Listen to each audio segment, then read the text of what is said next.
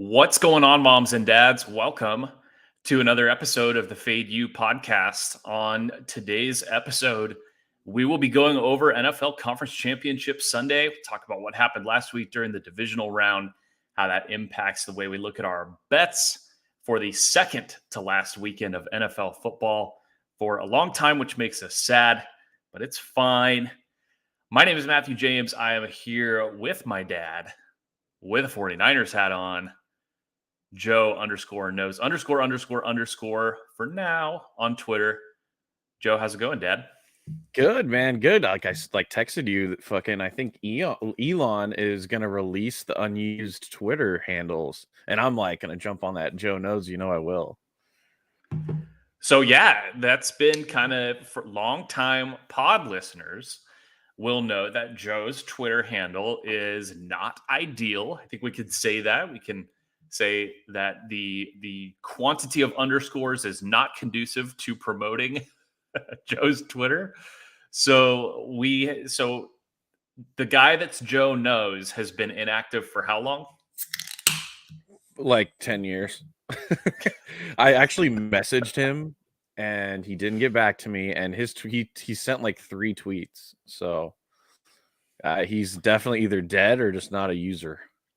I was gonna say we need a line. We need odds for him being DED dead. Minus 700. Very strong chance that the guy is forever very quite inactive, and so Elon is gonna maybe make some of those long inactive Twitter handles available. So everybody, cross your fingers for our dad Joe that he can get his rightful Twitter handle. That would be fantastic ideal, news. but if I'm being completely honest, Matthew, I kind of fall under the shout out Brett, our proxy. When he had it on, he's like, "Yeah, don't follow me." I kind of like, you know what? I don't really care about having a bunch of followers, so whatever. I mean, I'd like to have like 1K and then just everybody stop following me. Just leave me right at 1,000. Just like a tight knit group. We don't need 20K or anything like that. The Fade You one, yes, but the individuals, yes. I don't give a shit about. Just give the dad a follow, help him get to 1K. For now, it's Joe _knows___. Right now, it's just me and Joe. We are waiting for Chris Duke. Will be late, per usual.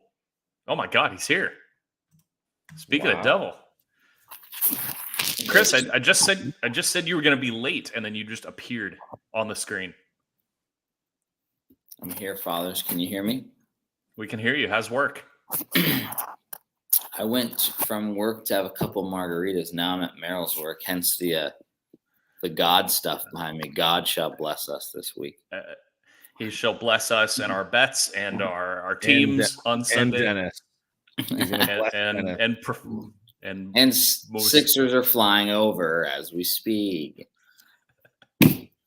He will mostly smile down on Dennis. We should have Kmart here shortly, and Neil is dropping the kids off. So he's just being a dad, and we'll get to them shortly. But okay, I think let's get the housekeeping stuff out of the way. If you like our show, a couple things you can do to help us out. Make sure you subscribe to the pod. Tell all your friends. I like ham pods. Tell your enemies too. I think that's just, I don't want to steal it, but it's so good. He's like, tell the people you don't like to listen to this podcast. If you're out there and you have enemies, tell them about the Fade You pod. Maybe they'll hate us, and that's all good. Bring it on. Or if you have friends that like to fire irresponsible teasers, send them the pod. Might make him angry and become an enemy. Big teaser show, right, Chris? Huge. We got a couple for us this weekend, right, Matt? Always. It's a good thing they're free money. That's a quote by Matthew. That's another good t-shirt, Matt. Good thing teasers are free money. Good thing they never, ever lose. They will teasers can't lose. Teasers are free money. If it seems too good to be true, like the Chiefs-Eagles teaser from last weekend, it's not. It's not. It's free money. Oh my God, I love it. So subscribe to the pod, tell your friends, tell your enemies. Shout out Middlecoff and Haberman. Also, if you're watching this on YouTube and you are looking at our beautiful faces and Chris Duke's questionably trimmed beard, just kidding, Chris, it looks great. Please give it a like on YouTube. Subscribe to the YouTube channel. All of our pods are available as videos on YouTube, so you can watch what we're watching in the background. UConn was down by 1 billion points in this game, and trying to make it a little comeback for our friend of the show, Joey Cheese. So let's go Huskies. Get back in this one. So subscribe to the pod, follow the YouTube channel, like it, subscribe to that as well. Helps us out a ton as we start to think about how we're going to transition from football season, which is going to be over in a couple weeks, which is very sad, into our spring season with some college basketball. I know Joe can't wait for baseball. Thank God. Can't come soon enough. Yeah. Pitchers and catchers in about 3 weeks, probably? 19 days. That's it. Can't wait for that. So lots of good stuff coming up over here at Fade U. Before we talk about who's remaining in the playoffs, I'd like to just pour one out for our fat dad, Jared. His Bills underachieved and flamed out in the playoffs yet again. So Jared, we love you. And I'm sorry you're a Bills fan. That must be brutal. Yeah, I mean, it must be hard watching a team that goes, what do they go this season? 15-4? Must be just so terrible watching your team win almost every fucking week. But hey, Billy Bean. Did you guys see that press conference today? Brandon Bean. Or Brandon Bean, whatever. Billy's Moneyball. Baseball's on my mind. Yeah. Did you see his press conference when he said, "Yeah, I don't want to suck enough to have to pick somebody to like chase that high in the draft"? I thought that was kind of badass that he said that. I mean, you picked Josh Allen 7th, so yeah, you did suck for a while. Yeah, and then Von Miller was like, "Yeah, dude, we're fine. We're gonna come back next year. And we're gonna be fine." We'll see. Bills. I compared them. I think Vegas should open their Super Bowl line -150 for next year. That's how good they are. Fuck the 3-1 that they did. This team is powerful beyond belief. I mean, Bills all the way. Yeah, so powerful they've. Sorry, go ahead. Go ahead, Joe.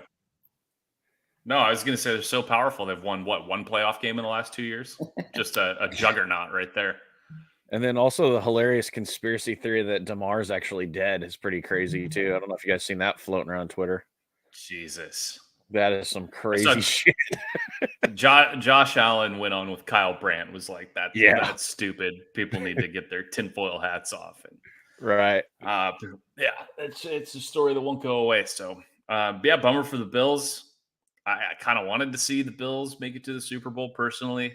Those poor fans. I mean, I told my girlfriend, like, yeah, the Bills kind of a sad story. They made the Super Bowl 4 times in a row in the 90s, lost all of them, and then haven't won dick in quite a long time. So, man.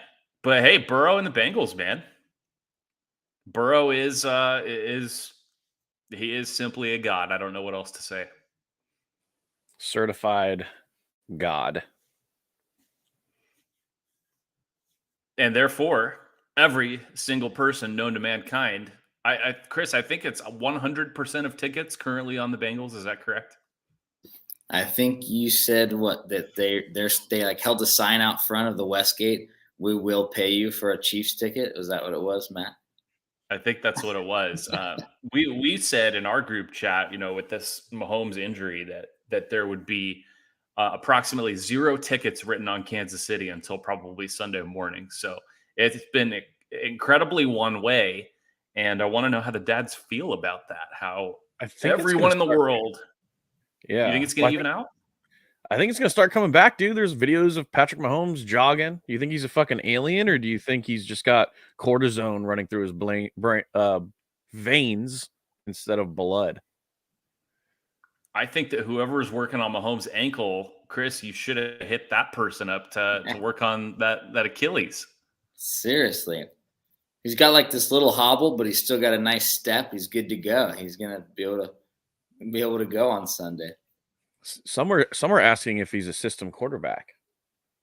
Ooh, because Big Dick Chad Henne did come in and lead the Bengals on a 98-yard touchdown drive when called upon. So I was talking to this other group chat, dude. Every time I see Chad Henne What do you think I think of? Do you guys have any idea? Michigan, App State, when Michigan was number 1 and they lost. Yeah. How I think long it was ago like was that? long ass time ago, like 15 years ago. Oh man. That's why he has a freck gray beard going right now. He's an old man. Yeah, That's that crazy. lost What a to App career. State. What an epic career. He played for like the Dolphins, he played for the Jaguars, and now he's just Patrick Mahomes backup in Kansas City. Comes in one time per season and just goes on a touchdown drive and makes some crazy, insane, important plays. Like no big deal. Yeah, there's another team in Wasn't the he playoffs in? that's had a backup quarterback do that too. Do you guys remember which one it is? Some guy that has literally never ever lost a start. Yeah, And somebody will that never rhymes ever with lose flirty. and will never lose a start in his life.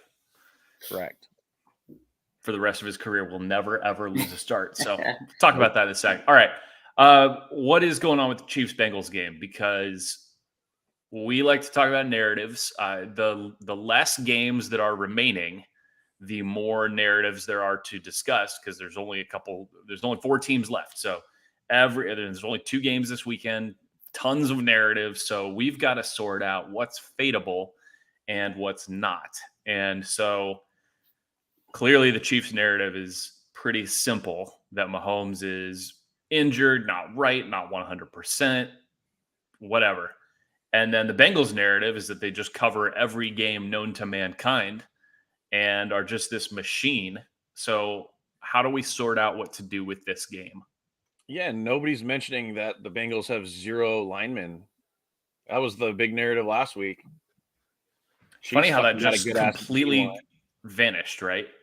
How the Yeah. narrative all last week, we talked about it on our show. Oh, the Bengals are down 3 starters on the O-line. What are they going to do? Not going to be able to protect Burrow. How are you going to go on the road and play with backup offensive linemen? And then they had no problem on Saturday. Was that game Saturday? Sunday. Sunday, yeah. That was the first game Sunday. So they had no problem in Buffalo. And now, like Joe said, nobody's talking about that at all. So is that just, have they proven it doesn't matter who's on the line because Burrow's that good? Or is this something that could now rear its head 1 week after everyone thought it could? I don't know. I don't know if this line movement's crazy, though. I'm kind of kicking myself in the ass. I wish I would have bet both dogs when they were dogs, put like 1K on each one and just cashed. I was honestly considering it. I was like, oh, maybe the Bengals, with the injury, wish I would have taken Bengals as a dog Sunday night and then been able to come back with them yesterday. Yeah. I put like 1K imagine on each, this. get 120 both ways. This is going to make Chris erect because we all missed out on this. What if at opening you would have teased the Bengals up with something, and now you can tease the Chiefs up with something, and you could have had both sides teased up. Now, you know what would naturally happen. One would whatever you tease with would be the Someone loser. would rape. Yeah. But yeah, it's pretty wild. I mean, I definitely, anybody who jumped on Bengals plus 1, 1.5, 2, whatever it was at opener, you're probably feeling really, really good right now. And I guess the question is, how much buyback will there be? What do you think the Den side? I mean, Den wins now, Chris. So I don't even know if we can even use this example anymore. But He just wins now. He just wins. I mean, just fade his totals. But I don't know. He went 0-4, but just he's like a god on his sides. He gets Cincy. Oh, he didn't get Cowboys. Fuck off. We got the Niners over the Cowboys. But I don't know, Matt. You're so correct with this dual narrative thing, and this is why we've been pretty good at the contest last couple of years. It's like, hey, whatever you saw last week, throw it out. Joe and I talk about it. Like you said, as soon as they play well without that offensive line, now they're going to think, oh, they're going to go, beat up Mahomes. I don't know. I've been on the Bengals both times they beat. I think I was on the Bengals last year when they knocked them off in the playoffs. Den was on the Chiefs.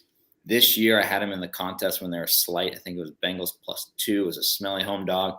They beat them outright. And now here's round 3. I lean Chiefs. I have to be with my boy Joey Cheese. I like the narrative that they're beat up. Mahomes isn't right. He's going to be a one-leg Henny. We love it. We mentioned Fade the injury and all that all the time. So I think they're going to be ready and knock them off. I think that the hype is getting a little. I like Joe Burrow. I do, but I just think it's getting a little too much here, and they come back down to earth, and he can go smoke his cigar somewhere else. Well, Chris, how many times are you going to ever get the Chiefs in a contrarian spot? Right? As a baby home dog in the playoffs? Never again. Unless Mahomes can't walk again or Chad Henne's starting. They get Henny out of there. Dude, this totals smells a little bit. I was going to ask about the total. What do you think, Joe? Explain. It's a little low. They had it at 53 last meeting. It did go under. It was 51, but then they set this one at 47.5. No, I think it was higher. I thought I heard it was about 50 or something, and it came down. Probably because everyone thinks Mahomes the Chiefs is dead. Will be less explosive without Mahomes. The system quarterback is dead. Yeah. Do we think that the Bills defense, we talked about it last week, how even though Miami got a bunch of points off turnovers, they did still move the ball when they needed to and scored a lot. So is it pretty fair to say we overrated the Bills defense? Yep. Or I guess not us, but like people overrated. The Bills defense was overrated probably. I wish Red was here to talk about it, but I think losing Von Miller was a big deal for them. Obviously, DeMar Hamlin not being in there sucks too. He was their starting safety, so a couple injuries, but hey, man, every NFL team's beat up now, has injuries, all this shit. Their pressure splits with and without Vaughn were pretty drastic, and I know some people were pointing that out. So, I mean, do we think the Chiefs' defense is probably better than Buffalo's? It's probably a wash, I would say. I think I think the Chiefs D line is better right now. So maybe the Bengals have they're not going to like light up the scoreboard against. I mean, they made some of those drives last week look really easy against Buffalo. So if Mahomes is hobbled and the Chiefs offense looks a little different, and the Bengals are going to have a little bit of a tougher time in Arrowhead, perhaps this could be an under. Now, Chris, unders went 4-0 last week. I mean, do you just stay as the games get more important? Do you just stay on the under train, or what do you do here? I do, and I think I'm going to have to because fucking Den, I haven't seen him fire this many overs. I mean, everything he texts me, he's firing more totals than sides right now. I mean, we saw it last night with the Lakers and now tonight with the Sixers. Matt, isn't this crazy? The Bills beat the Chiefs this year in Kansas City, correct? And they were 6-point faves, and now the Bengals, who just beat the Bills, who were dogs in KC, and now KC's catching a point.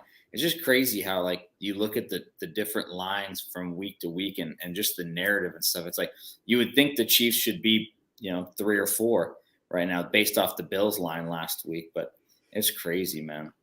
Chris, while we're talking about – or go ahead, Joe. Yeah, dude. I mean, look at the last 3 times they've played. The fucking Bengals have been 2.5-point dogs, 7-point dogs, 3.5-point dogs, one outright all 3 times. So that might tell you why it might be -1 right now. Wild. Speaking of totals, Chris, the Nets Sixers first quarter, 80.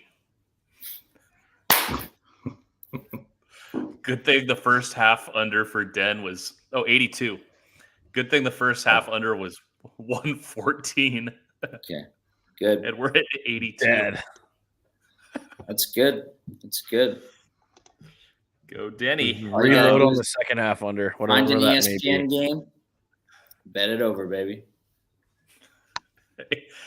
Quarters landing in the 80s. Welcome to the NBA 2023. That's Sacramento, Memphis did that, I think, Monday night. Yeah, they did. The Kings made 12 threes in the first quarter. They were like 12 of 15 from 3 in the first quarter.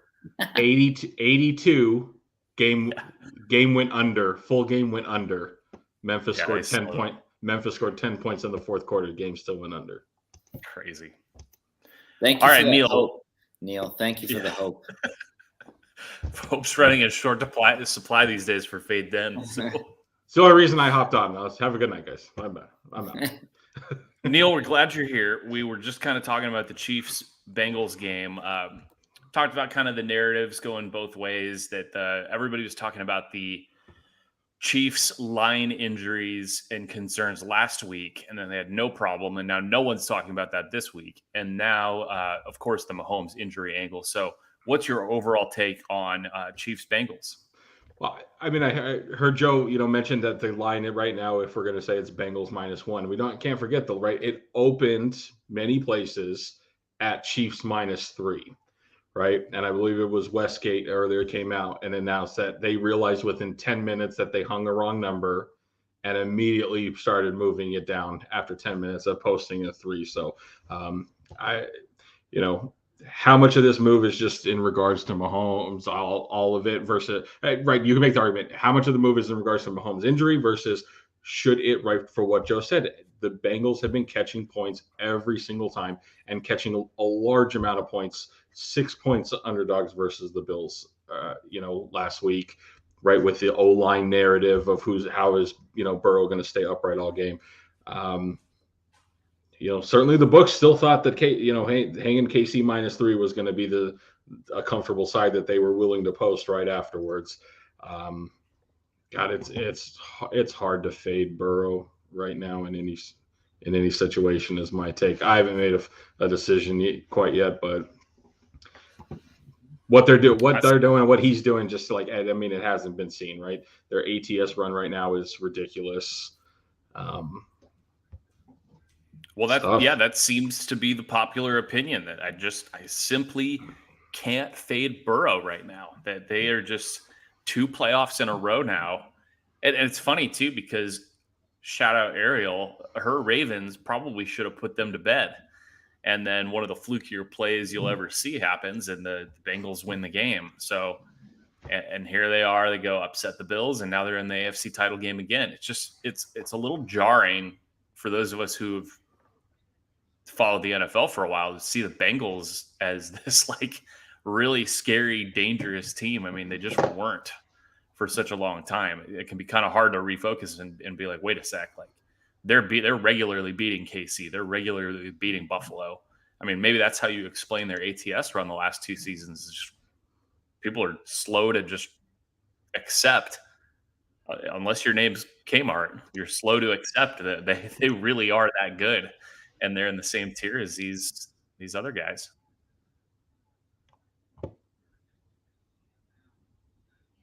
Under. Last thing I had to say, yeah. Under, Simply, and my last take on the game. And then you tease the Chiefs up. Shout out Kelly in Vegas, our mother. Shout out, Mom. All right, let's talk about the other game. The Chiefs-Bengals is the second game, right? So we're going backwards. I think the NFC Championship is first. You have Brock Purdy and the Niners, who will never lose again, against the Jalen Hurts, Nick Sirianni, Fly Eagles Fly.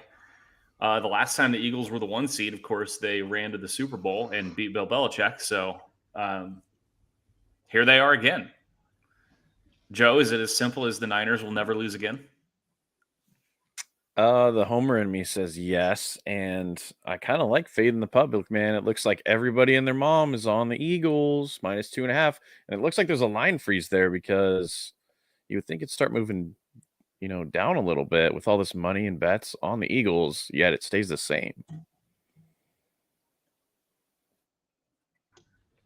Chris, are you noticing that too? Are you surprised with such a high ticket count on the Eagles? The line has not moved. Yeah, wasn't it? Did it tick to 3 like for a second, and then now it's just hanging at 2.5 for good? Yeah, you'd think it would, go to 3.5. I wonder if,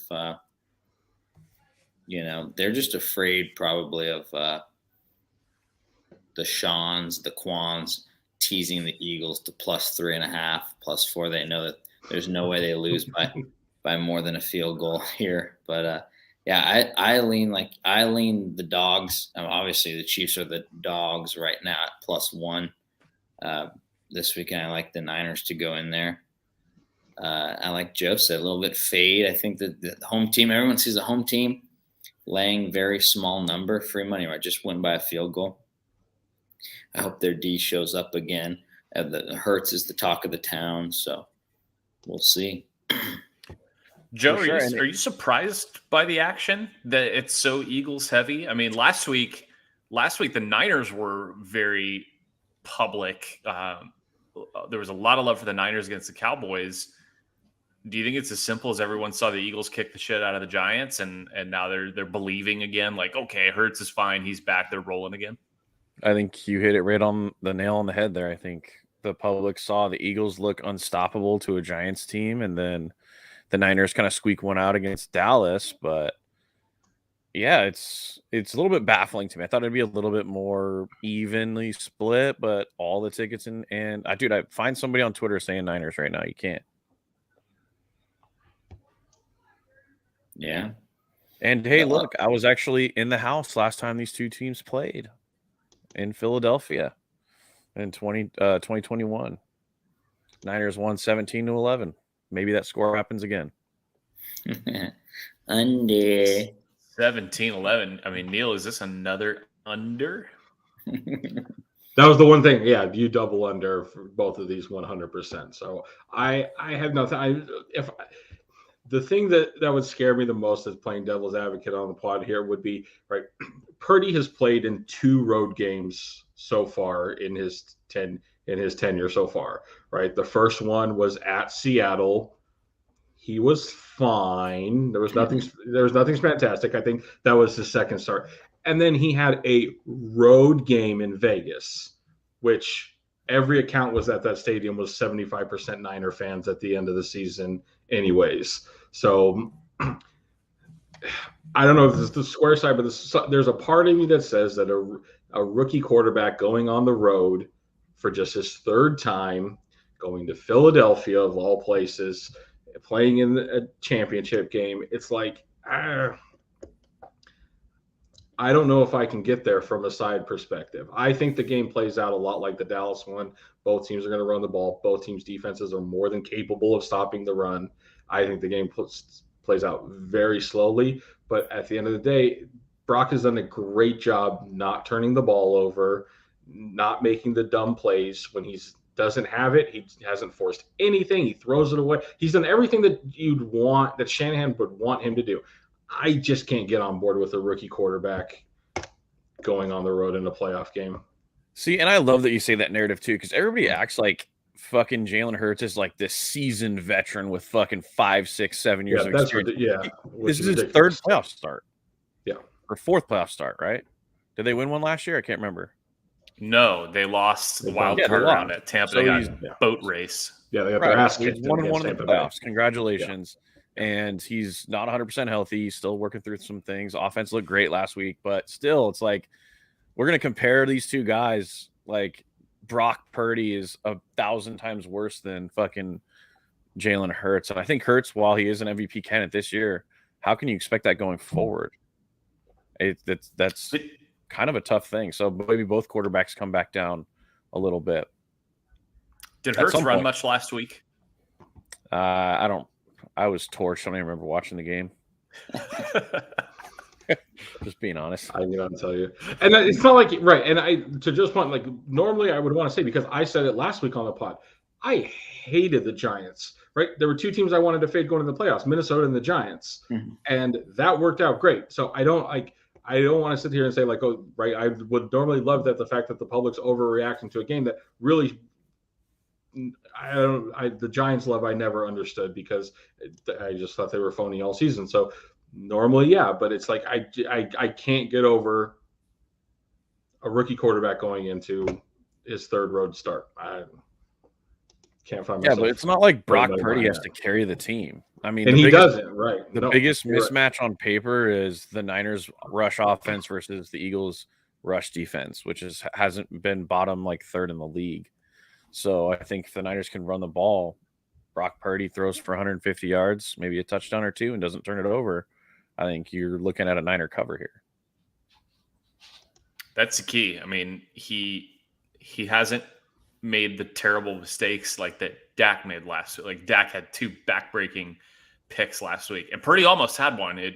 Trayvon Diggs just slipped right through his hands. That's why you play DB and not wide receiver. But Purdy, to his credit, has been able to avoid just these killer turnovers. You get this far, and that's what will really fuck you is these terrible fumbles and bad picks, and he's been avoiding it, to his credit. So if it's a turnover-free game, I mean, the Niners are going to be right there with these guys.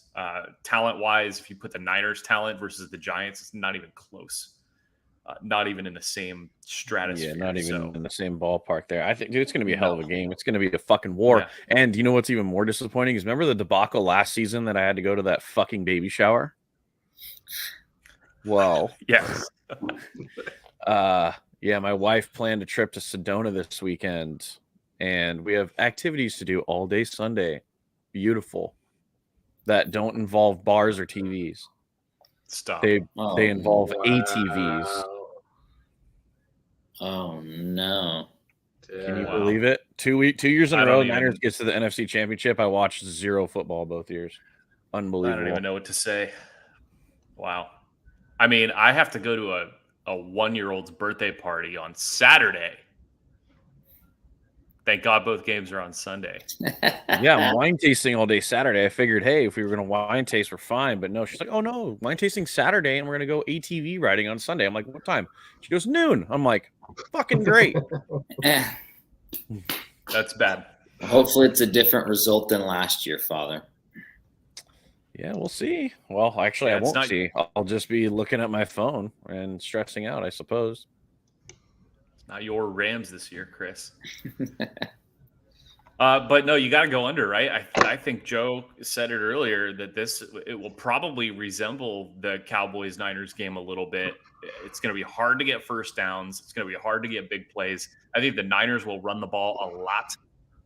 Probably both teams, quite frankly. I don't know that there's going to be a lot of big chunk runs. It's going to be a lot of like 4 or 5 yard gains, 3rd and 3, run and pick up a first down, keep moving the chains. So now we won't have Maher to miss any extra points this time.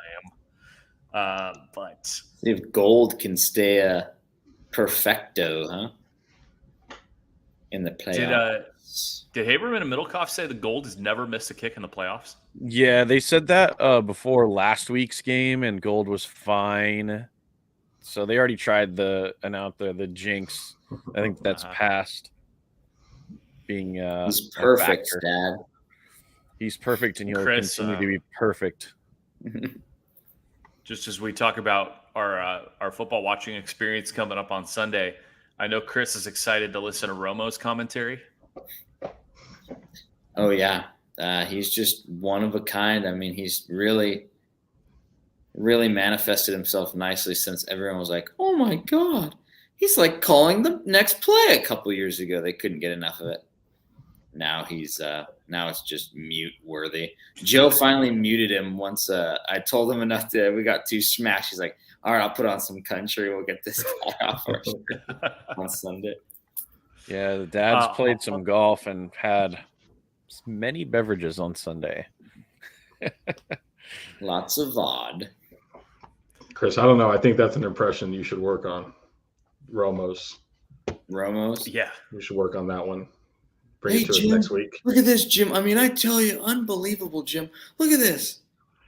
Best play I've ever seen. Oh, I don't know, Jim. I don't know. I don't know. Fourth and 9, they're going to punt. I don't know, Jim. On the flip side, how good is Greg Olsen? Dude, he's the best right now. I think he's fucking dude. He's so good. He's sick. I don't want Tom's ass replacing Olsen. I think that would be fucked up. No, Olsen. I think Olsen has kind of solidified himself as the number one. I mean, Brady can go be the number 2, or just Olsen and Brady would be kind of sick too. Brady can take place for Romo's bitch ass. Trade Brady to CBS and let him call Patriots games and Chiefs games. Yeah. Oh, And Colts games. I don't know if we're gonna have any Colts in the playoffs for a while, Dad. I don't know. Yeah, I don't think we need the Colts on national They're TV gonna get next year. Fields, Dad.